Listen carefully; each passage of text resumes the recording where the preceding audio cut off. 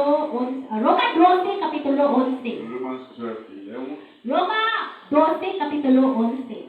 This is the word upon which the Lord planted this church. Mauni ang gigikanan sa pulong nga kung aha gitukod sa Ginoo kini nga batch. He said, don't be slothful Ayaw pagluya-luya in the things of God. sa mga butang sa Ginoo. Rather, Kundi be fervent, dapat ka mainiton, be on fire dapat ka nagkalayo in the service sa pagserbisyo of the Lord. sa Ginoo. This is the word that the Lord gave us when we started this church. Mauni ang pulong